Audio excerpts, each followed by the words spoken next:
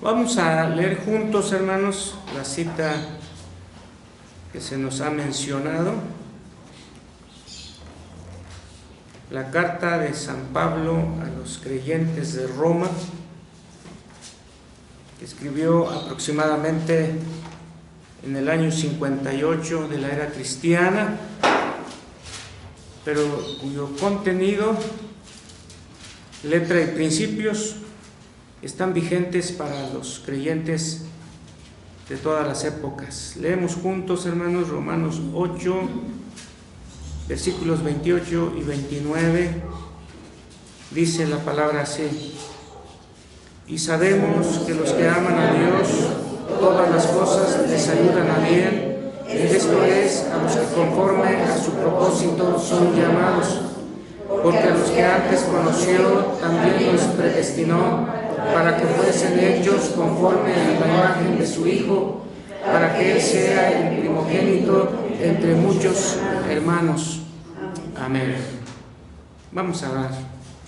Te damos gracias, Padre, por tu santa palabra,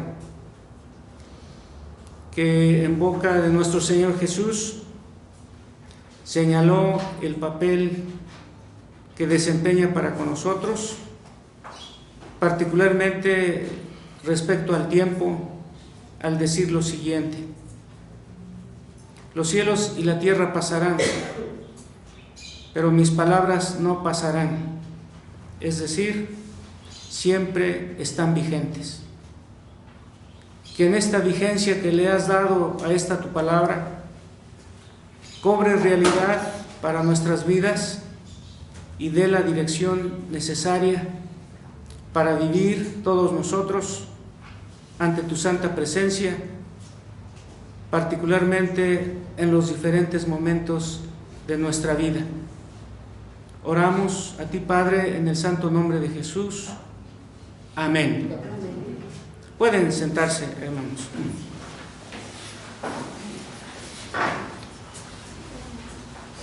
Tenemos, hermanos, el título del tema señalado por nuestro hermano Bernardo y también en el boletín, el título del tema. Los versículos 28 y 29 son el texto que, junto con otros, son la base para el desarrollo, hermanos, del tema. Leo nuevamente el versículo 28 y 29. Y sabemos que a los que aman a Dios, todas las cosas les ayudan a bien. Esto es, a los que conformes a su propósito son llamados. Porque a los que antes conoció, también los predestinó para que fuesen hechos conforme a la imagen de su Hijo, para que Él sea el primogénito entre muchos hermanos.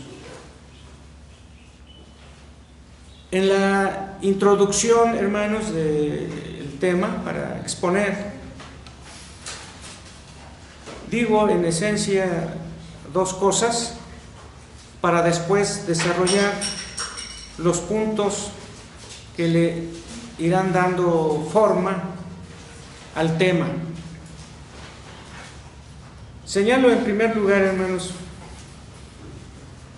que en el versículo 28, si ustedes fijan su vista un momento, empieza con una conjunción.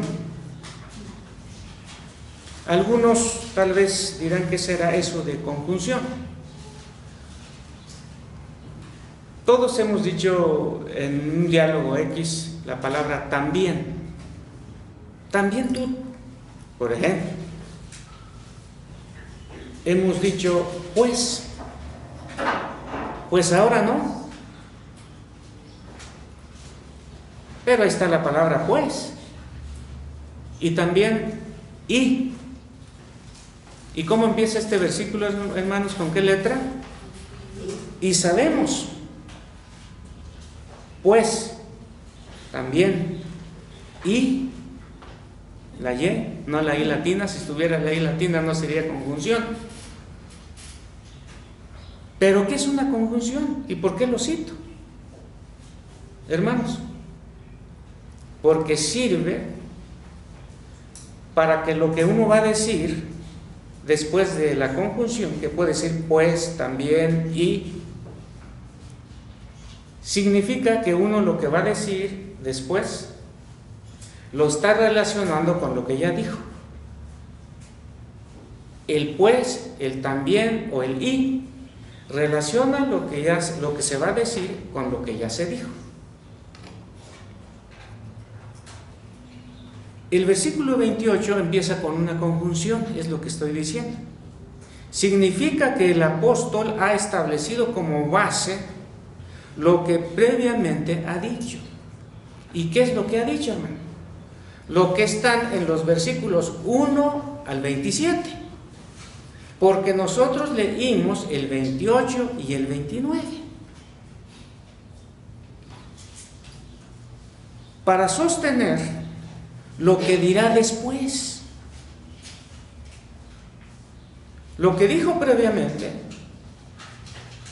sostiene lo que va a decir después. Es decir, los versículos 28 y 29 y el resto de todo el capítulo. Pero nosotros nos vamos a basar en el versículo 28 y 29. Ahora, hermanos, los que aman a Dios, porque es lo que sigue, y sabemos que los que aman a Dios, y luego en el 29, a esos que aman a Dios,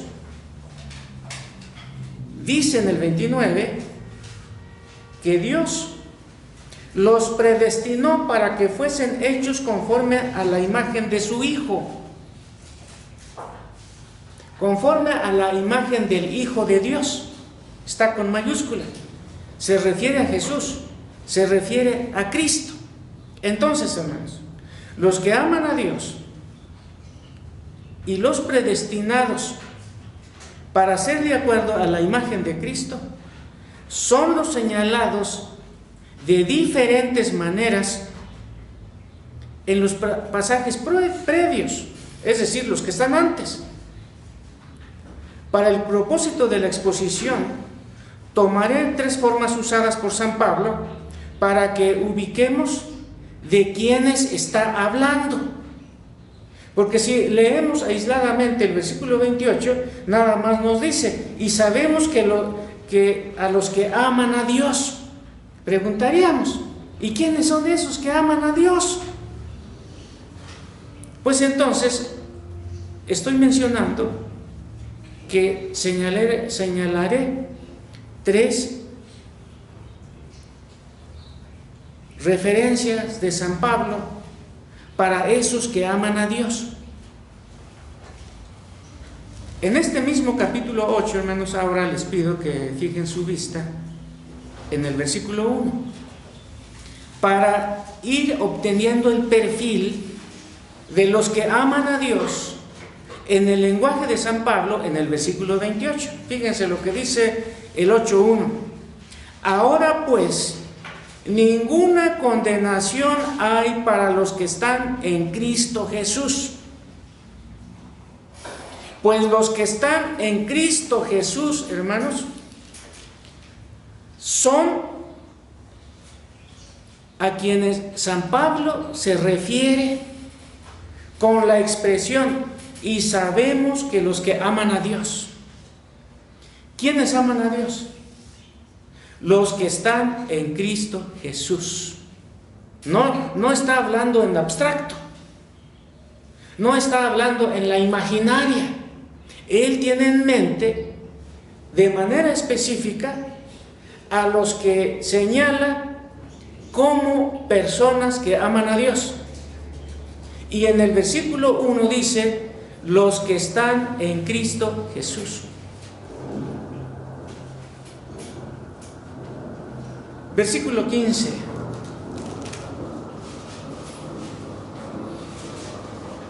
Pues habiendo recibido el Espíritu, pues no habéis recibido el espíritu de esclavitud para estar otra vez en temor. ¿A quiénes le está diciendo esto? A los que están en Cristo Jesús, según el 8:1. Pues no habéis recibido el espíritu de esclavitud para estar otra vez en el temor, sino que habéis recibido el espíritu de adopción, por el cual clamamos, Abba Padre. Entonces, hermanos, los que han recibido el espíritu de adopción, y ahora, hermanos, no vamos a hablar sobre qué es eso de la adopción, porque en algún momento he expuesto este tema aquí. Ahora simplemente decir, hermanos, que los que Dios ha adoptado en Cristo Jesús,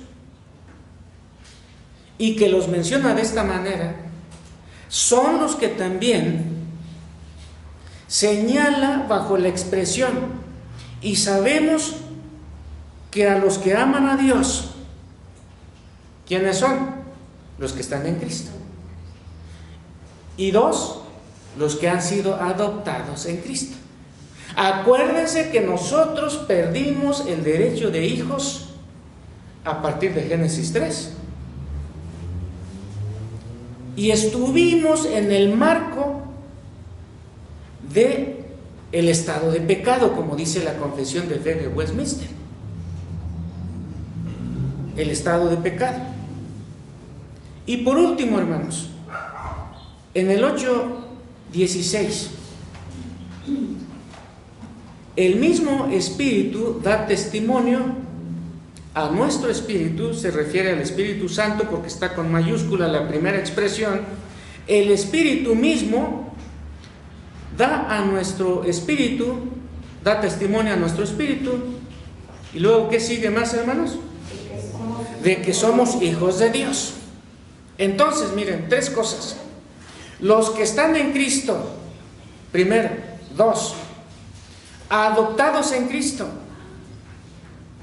Y los que el Espíritu dice en el corazón de estos primeros dos señalamientos, que son hijos de Dios, son aquellos que en el versículo 28 dice: y sabemos que los que aman a Dios, y sabemos que los que aman a Dios.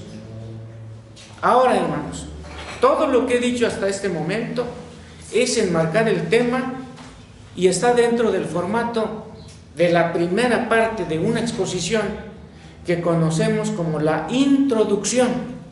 Ahora, hermanos, iremos al punto 1, señalando nuevamente el tema. Ser imagen de Cristo es tener la imagen de Dios. Punto 1. Ser imagen de Cristo es el objetivo de la predestinación. ¿Dónde señala el término, hermanos? Miren, versículo 29. Porque a los que antes conoció, también los predestinó. ¿Con qué propósito dice allí la misma cita, hermanos? Para que fuesen hechos conformes a la imagen de su Hijo. Hasta ahí. Para que fuesen hechos conforme a la imagen de su Hijo. Por eso, ser imagen de Cristo es el objetivo de la predestinación. ¿Predestinación qué es eso, hermanos? Lo vamos a señalar en el desarrollo. Pero simplemente, hermanos, para el entendimiento, ustedes saben que pre quiere decir antes de. Pre es una preposición gramaticalmente hablando. Prenatal, antes de nacer, ¿verdad? Por ejemplo, prenatal, antes de nacer. Prejuicio, tener un juicio antes de. Ya estamos, el hermano, él es malo, es un prejuicio. ¿Por qué? Porque antes de analizar su vida ya lo estamos calificando como un malvado. Pero el que está haciendo el señalamiento ya lleva en su mente algo antes.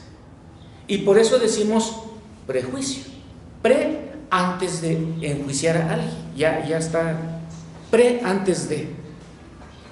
¿Qué es destino, hermanos? ¿Qué es destino? No, pues eso ya era tu destino. Hay diferentes formas de entender un término. En el lenguaje rebuscado dicen, el significado primario es denotación. ¿Quieres encontrarle algo más? Entonces ya va la connotación. Pero no nos vamos a enredar en esas cuestiones, hermanos. Destino, en el contexto en el que lo estoy usando, es la parte final de algo, donde uno va a llegar. Por ejemplo, viajamos. Particularmente cuando uno viaja en autobús o en avión, por los altoparlantes de una terminal o de un aeropuerto, suelen decir, los pasajeros con destino, y mencionan dónde: Villahermosa, Morelia, Monterrey, es decir, dónde va a llegar. En ese sentido lo estamos tomando aquí, porque también hay el concepto de la filosofía griega que el destino es un conjunto de variables o de variantes, o como una fuerza impersonal que va empujando la vida de todos, y entonces pues yo no soy culpable. ¿Quién es culpable? El destino, ¿no? Nos acomodamos.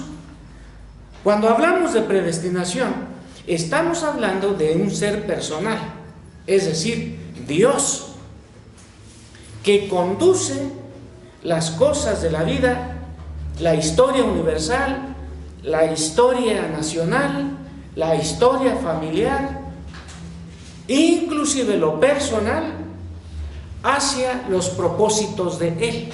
Teológicamente hablando, simplemente diríamos que la predestinación es la doctrina que señala que todas las cosas de la vida humana, inclusive de la creación en general, Dios los va conduciendo a partir de un plan que previamente estableció, y que de ese plan que previamente estableció nada sucederá sino todo lo que haya sido señalado por Él.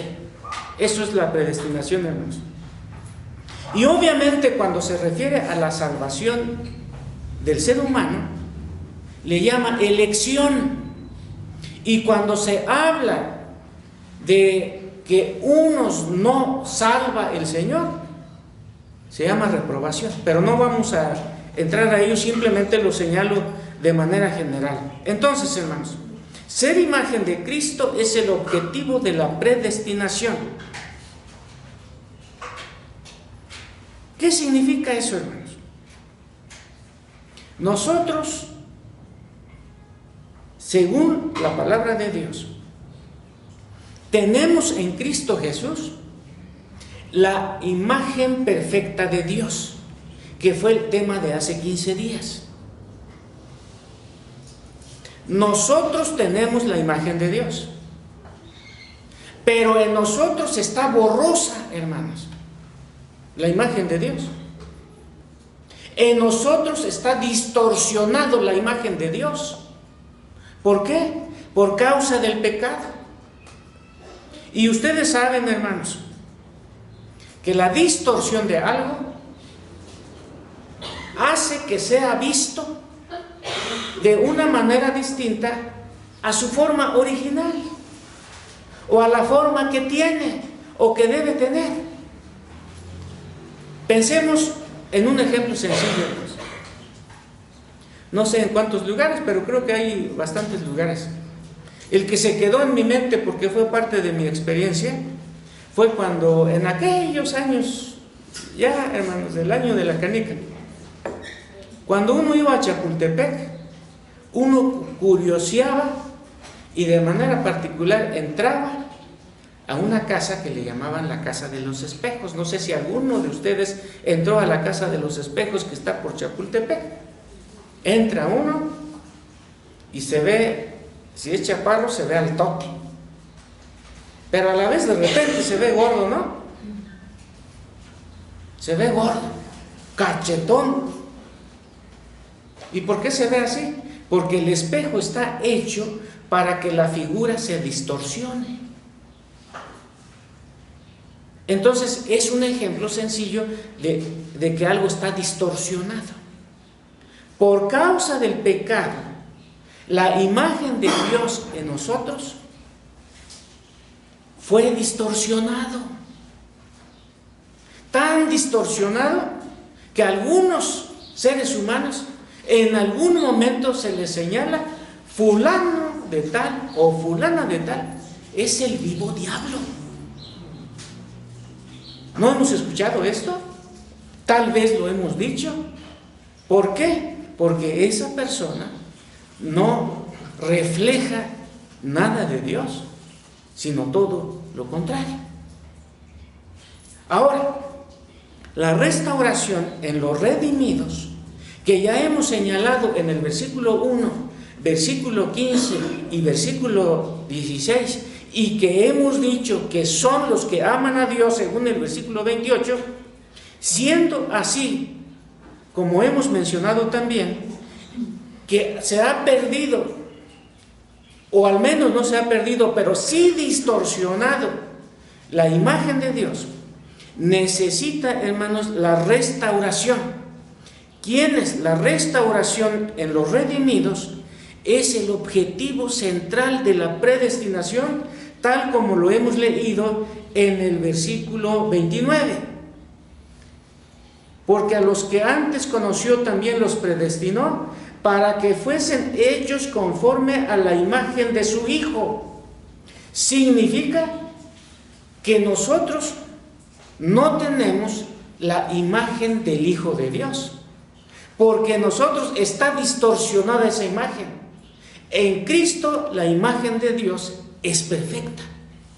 Y señalamos, hermanos, algunos factores en Cristo Jesús cuando vivió en esta tierra que nosotros podemos decir: esta es la imagen perfecta de Dios. Necesitamos la restauración, y la predestinación tiene como objetivo que nosotros, como dice el versículo 29, hermanos, seamos hechos conforme a la imagen del Hijo de Dios, porque Él es nuestro modelo. Ahora, hermanos, hay muchas cosas que a nosotros o en nosotros suceden para que Dios logre en los que están en Cristo Jesús la imagen de Dios. Miren, y sabemos que los que aman a Dios, todas las cosas les ayudan a bien. ¿Quiénes pueden decir, hermanos, bajo conocimiento, que todas las cosas les ayudan a bien? Miren, ya lo hemos dicho, los que están en Cristo Jesús. ¿Qué más? Los que han sido adoptados en Cristo Jesús. ¿Qué más? Aquellos que el Espíritu Santo les dice en su corazón que son hijos de Dios. Ahora, hermanos, cuando estas tres características no están en la persona, si le acontece algo que es positivo, dirá: es por la fuerza de mi trabajo, porque soy muy inteligente, porque soy muy capaz. Es más, aunado a esto, yo soy, puede decir esa persona, hombre o mujer, muy suertudo o muy suertuda. Si le pasan cosas negativas, ¿es la mala suerte o es mi destino? Pero nunca lo verá como algo que viene de Dios para conformar en su persona la imagen de Cristo. En cambio, el que está en Cristo Jesús, el que ha sido adoptado en Cristo Jesús, y mediante la palabra escrita su contenido y mensaje, siente que en Cristo Jesús es también hijo de Dios. Cuando esto siente, hermanos, y porque conoce la palabra, entonces en los acontecimientos de su vida, todo aquello que lo ve como positivo a su vida, exclama: es bendición de Dios. Y como dice el Salmo 103, nunca olvidaré sus beneficios. Y cuando suceden, hermanos, adversidades, también toma nota de que Dios, a través de esa adversidad, lo está conformando, hermanos, a la imagen del Señor.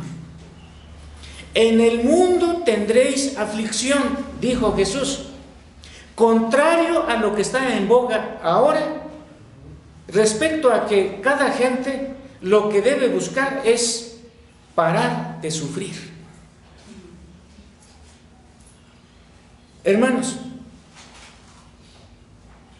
el apóstol San Pablo, por ejemplo, hermanos, concretamente, en 1 Corintios, capítulo 3, en el versículo 13,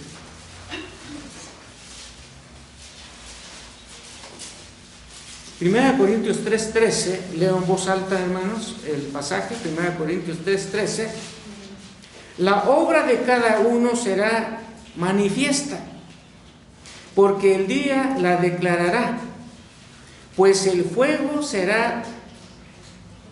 por el fuego será revelada, y la obra de cada uno, cual sea, ¿el fuego qué? La probará. ¿Y qué es el fuego, hermanos? Obviamente es una figura metafórica para referirse a la diversidad de experiencias, particularmente las que son negativas, y que el lenguaje de Jesús, cuando termina su famoso discurso conocido como el Sermón del Monte, calificó como vientos, lluvias, ríos, y quedarán con ímpetu contra la casa. ¿Y quién es la casa? El creyente. Pero que la casa no caerá. ¿Por qué razón? Porque está fundada sobre la roca. Entonces, hermanos, ¿qué tenemos en nuestra vida como adversidad en el momento? Muchas cosas. Tenemos también muchas cuestiones positivas. ¿Y cómo lo vamos a ver? Las cuestiones positivas, hermanos. ¿Porque somos suertudos? ¿Porque el destino nos ha deparado esas cosas? No, porque son beneficios del Señor. Ahora, las adversidades los vamos a ver, hermanos. Como dijo Guido de Bresse, no hay ninguna cosa que suceda sin que Dios lo haya ordenado.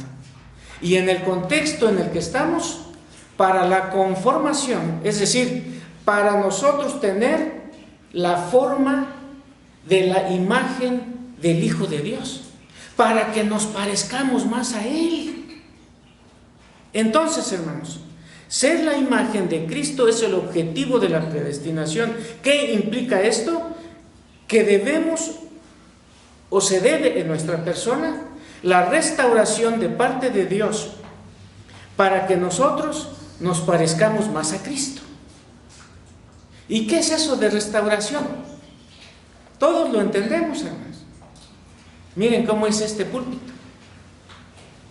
Después de algunos años, a lo mejor ya va a estar deteriorado una parte.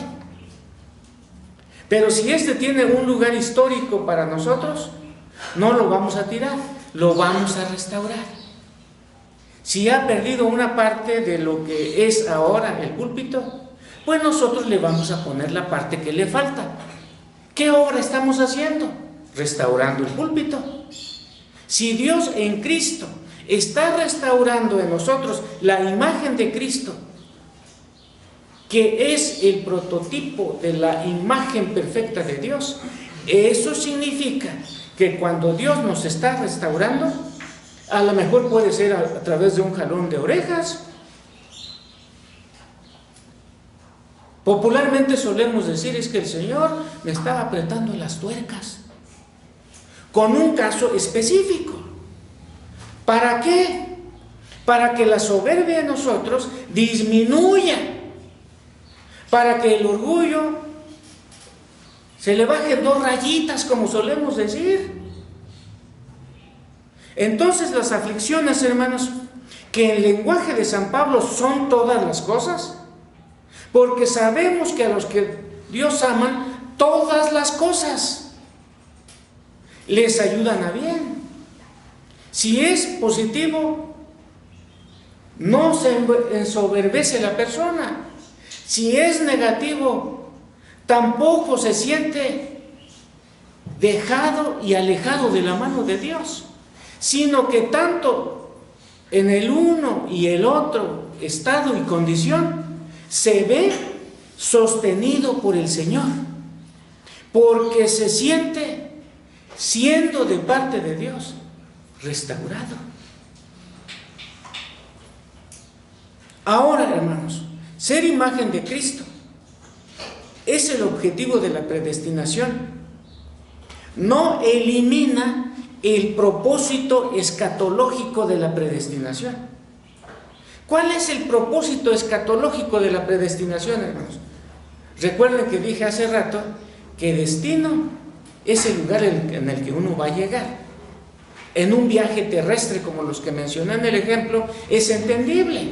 En el terreno espiritual, la figura que usa, por ejemplo, Juan Bunyan en El progreso del peregrino, que es una obra que escribió, dice que sale de la ciudad de destrucción para llegar ¿a dónde? A la ciudad celestial.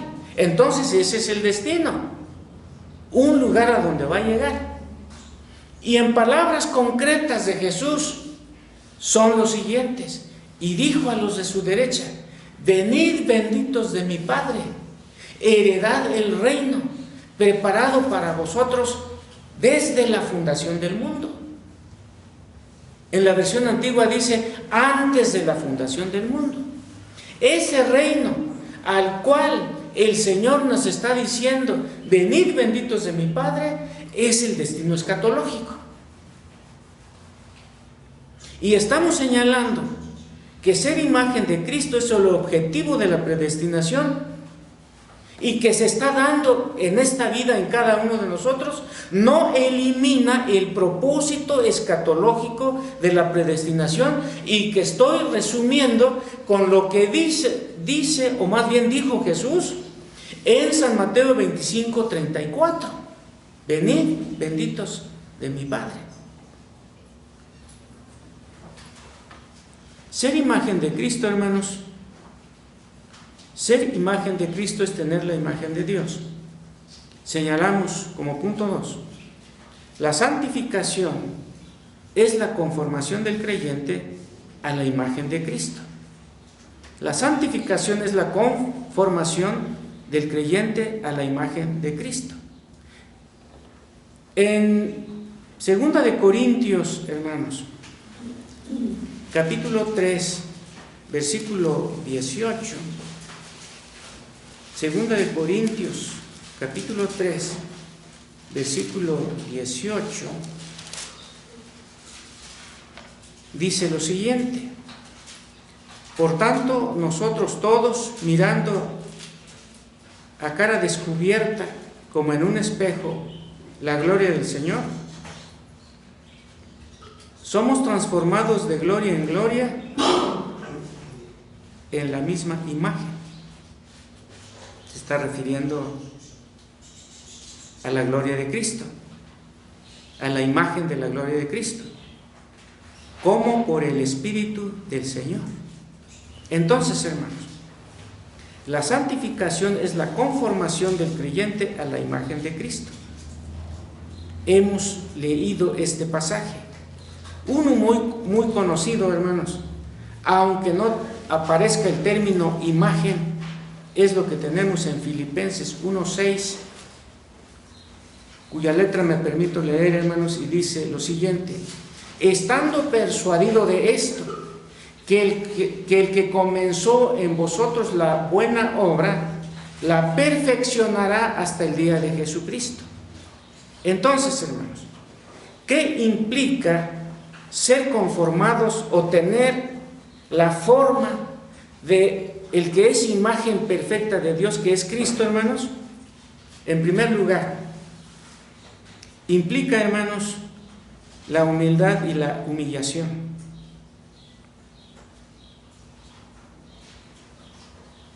Y aquí hago un silencio a propósito, hermanos,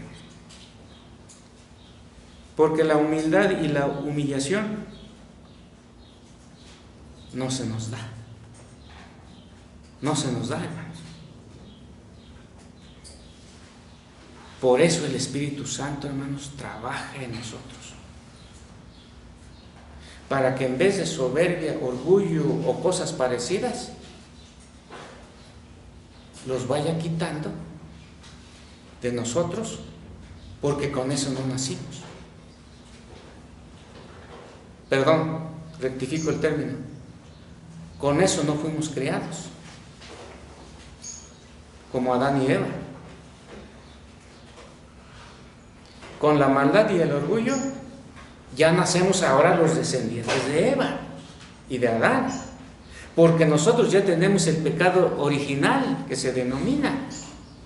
Adán y Eva no nacieron, o en el caso concreto de Adán, no fue creado con pecado original, ni Eva, porque ellos ya están como protagonistas en el capítulo 2 del Génesis.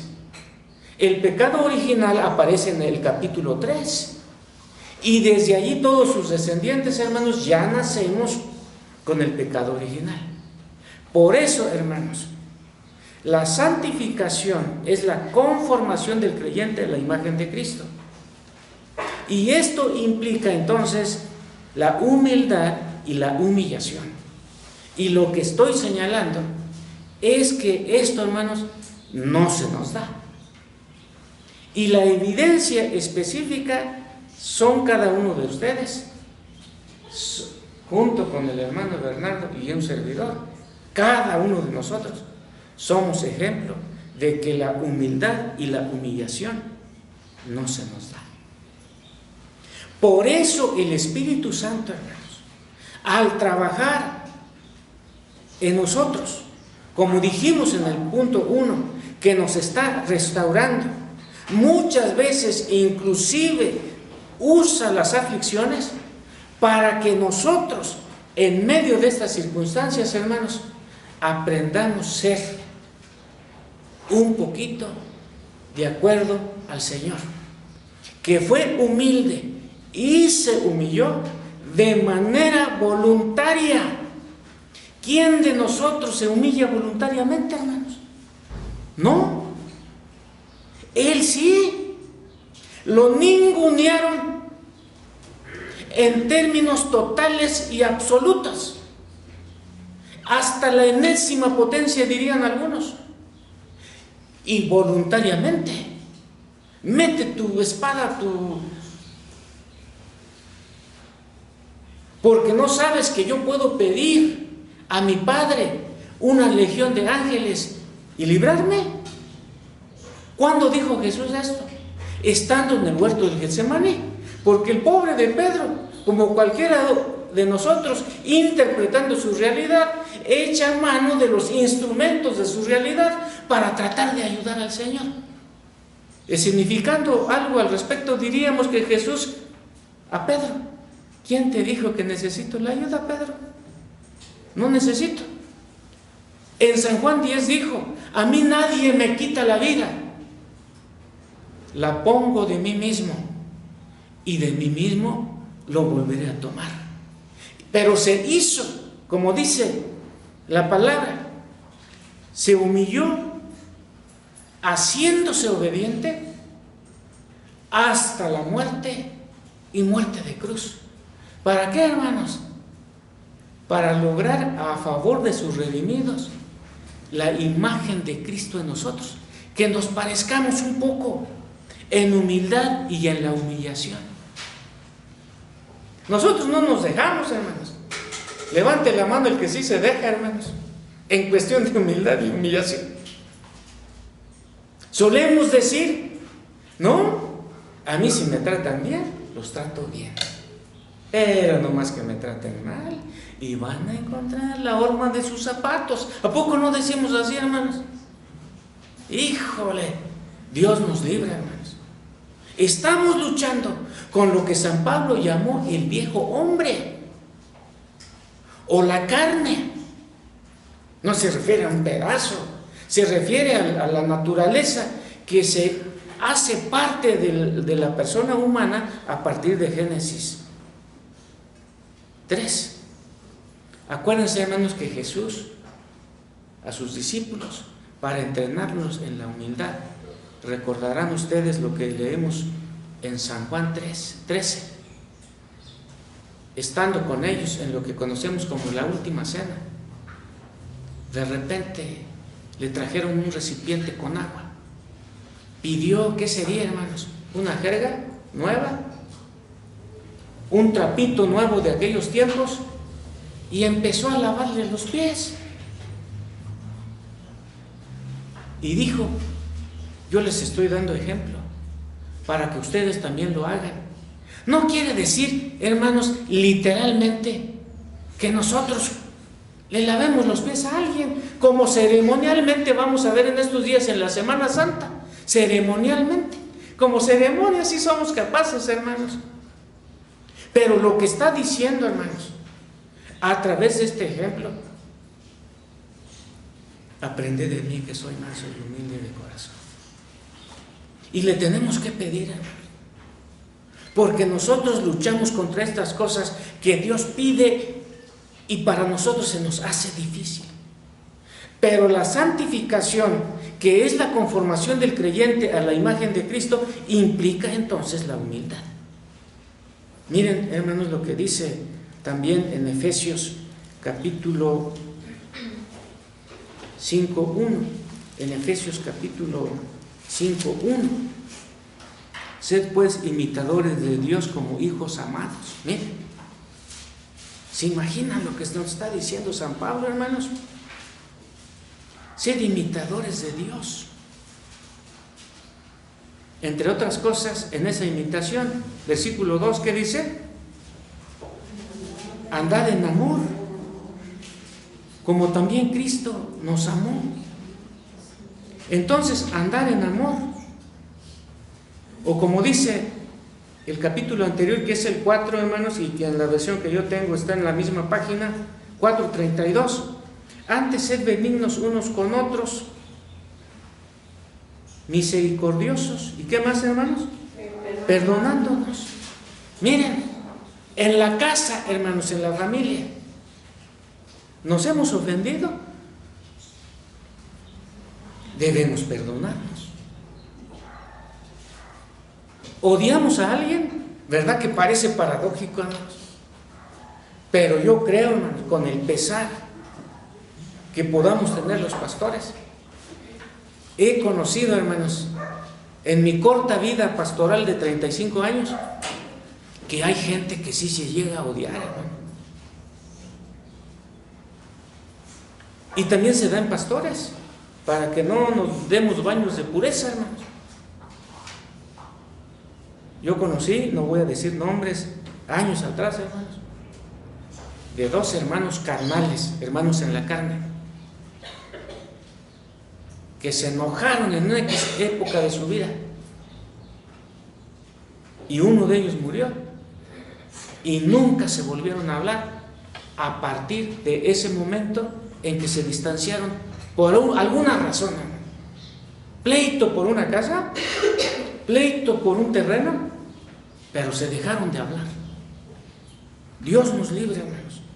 Perdonándonos unos a otros implica entonces, hermanos, el ejercicio del amor. Sed pues imitadores de Dios como hijos amados, andad en amor. Implica el perdón que hemos que hemos leído también, hermanos. Todo esto es lo que hace concreto y visible en la gente que está viviendo o conformándose en el marco de la santificación del Señor. No que nos canonicen, hermanos, que porque hicimos un milagrito por acá, ¿qué hicieron desaparecer? Santos en la palabra de Dios, hermanos, se refiere a todos los creyentes que están en Cristo Jesús, que han sido adoptados, como leímos hace rato, y que el Espíritu Santo, por esa razón y por el trabajo que el Espíritu Santo ha hecho en el corazón, de quitarnos toda la mugre.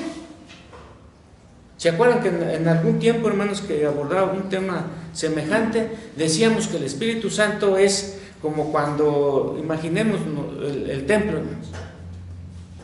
¿Hace cuánto tiempo le pusimos la pintura que tiene ahorita? ¿Un año? No me acuerdo exactamente el aniversario del año pasado, de hace 2 años. Pues lo limpiamos y quedó con este color bonito. Pues el trabajo del Espíritu Santo, hermanos, es que mediante su palabra está haciendo que quede bonito nuestro interior, que le amemos al Señor. El último canto que entonamos antes del mensaje, hermanos, tiene una letra bonita. Me guía Él con cuánto amor.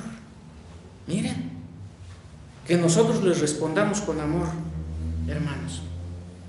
Porque en la medida que esto se realiza en nosotros, estamos adquiriendo la imagen de Cristo Jesús, que es la imagen perfecta de Dios.